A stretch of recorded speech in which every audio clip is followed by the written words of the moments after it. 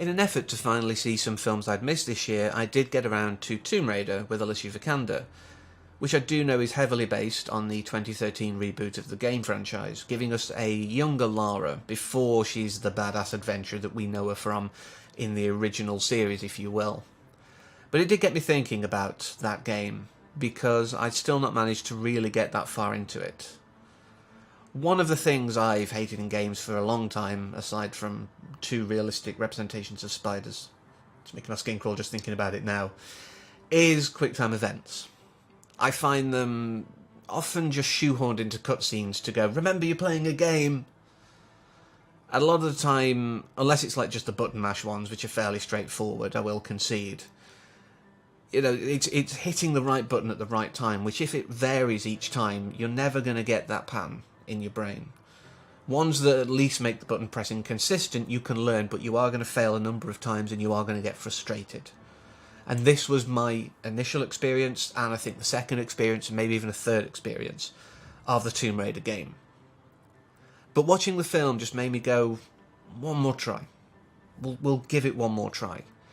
And I don't know if the calming of myself, if you will, that's come with age and good therapy, I will concede, has helped here, but I could do it. There was one moment that I was really starting to want to throw the controller through the window, but I persevered, and I've been enjoying it.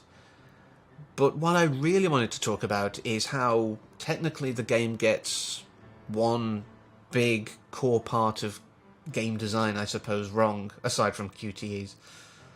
And that's not making you feel like you are the protagonist, not making you feel like you're controlling them, not making you feel empowered every time they do something that's pretty cool and awesome and amazing. I didn't feel that playing, and it hasn't ruined my enjoyment. In most games, you want to be the one in control, you want to be the hero, you want to be the one making these decisions, you want to be the one getting stronger through adversity. But in this game, I'm rooting for Lara. I'm not rooting for myself. And what does this mean for game design at large? In a lot of RPG games and survival games, which I suppose this has elements of in adventure games, we do often have a bit of a blank slate. If we look at the Bethesda kind of thing, especially if you keep it in first person, it's your story. You're living that life. You can direct that narrative how you choose. You know, even a lot of adventure games where you are sort of seeing the character over the shoulder, they perhaps only talk a bit here and there, but still, it does feel like you're controlling them, like God of War, you're Kratos, you're the one taking down the gods and everything else that he does. But that's what people want. They want the power fantasy, they want the control, they want to be the hero or the anti-hero, as the case may be. But that isn't the case with this, and it's fine. It's, in fact, perfectly acceptable and more enjoyable. There is one particular section, which I suppose is a mild spoiler for someone who's not played it yet, where Lara's climbing a radio tower to get a signal, an SOS out, you know, sort of boost it through a, radio tower.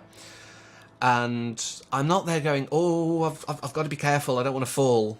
I'm like, oh, Lara, don't fall. Lara, are you okay? It's giving me that same empathy, I suppose, that you'd get from a film. In a film, you're not like, oh, if I just mash this button, I'll survive. You're watching and you're hoping the characters survive, or, depending on the type of film, not. And that's what this is. It isn't like I'm hoping that if I get the button just right, if I manage to keep pushing forward, she'll survive. It's just, I want her to survive. The fact that I've got a hand in it is almost secondary.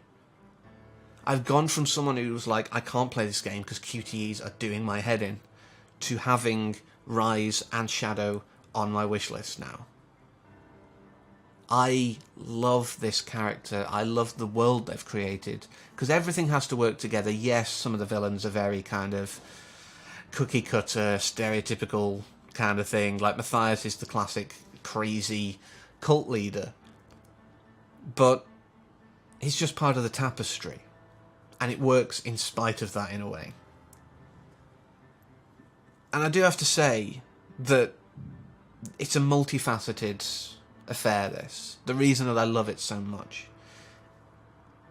The writing has to be there. The fact that games have now transformed into a more arty medium. They are being taken seriously as an art form. So you have companies like Quantic Dream and David Cage creating these narratives, which also have annoying QTEs, but creating these narratives first and sort of injecting gameplay ideas into them. How can we make it engaging for a player, but also making a story that makes you think, that makes you want to know what comes next? And that's what happens here. But of course, also, on top of that writing, you have to have actors. And as we've been seeing over the years, again, going back to Quantic Dream as an idea, not discounting, obviously, Crystal Dynamics, Square Enix side of things, but, you have A-list, or at least B-list actors, appearing in games now, being fully mocapped, having their faces scanned, so you look and you're like, that's Clancy Brown, using Detroit Become Human as an example. That's Arthur's sister from the Tick live action. In case you're wondering where you recognise Kara from if you've played Detroit Become Human. They're real people, and they're captured so well. It's still a bit uncanny valley at times, I will say. But this is what we've got now. We've got the technology to give believable portrayals of these characters. It isn't just use your imagination.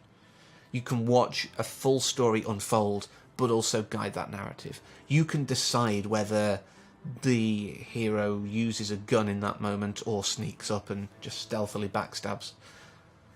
You have that control, but the overall story is flexible enough to allow that control, but still give you a compelling narrative. And to think, all of this love for what they've been able to do with Lara's character has come about because I just decided to watch the film that was based on it. So that was worked out in my favour quite well. I'm really glad of it. And like I say, I can't wait to play the next two. If they're awful, please don't tell me in the comments, but I would like you to tell me what kind of narrative-focused games have really grasped you. Perhaps even in spite of poor game mechanics, or not. But whatever you put down there, I do read every comment, even if I don't manage to respond to them all. But we'll be back next time with something entirely different. So until then, as always, thanks for watching, and take care.